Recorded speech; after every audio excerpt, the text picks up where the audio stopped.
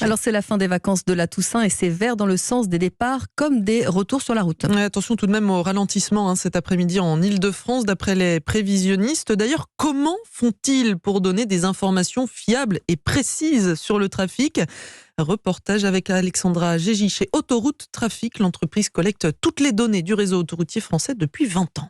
Les bureaux d'Autoroute Trafic sont vides aujourd'hui et pourtant nous sommes en plein retour de vacances sur les routes. Mais c'est normal car les prévisions sont en fait réalisées 6 à 9 mois à l'avance, explique Geoffrey Faustini, directeur de l'entreprise. Parce que pour faire la prévision d'un jour donné, on va se baser sur le même jour, l'année auparavant, avec les équipements qui permettent de compter les débits précisément. Ils se comptent à partir de capteurs placés dans la chaussée, on ne voit pas quand on roule au-dessus de ces capteurs. À cela s'ajoutent des prévisions de dernière minute en temps réel. C'est ce que les données issues de véhicules connectés nous disent. C'est un véhicule qui est équipé d'un GPS qui va émettre sa position de manière régulière. On en déduit l'état du trafic sur un tronçon donné. Tout ce travail permet d'avoir des données fiables sur l'état du trafic en ce dimanche de retour de vacances. Les retours commencent à être denses dès 11h du matin. À 17h, ce sera l'heure la plus chargée, mais le trafic restera chargé plus tard dans la soirée. Des prévisions dont se servent aussi les patrouilleurs. Ils identifient en temps réel les congestions et peuvent ainsi empêcher des accidents.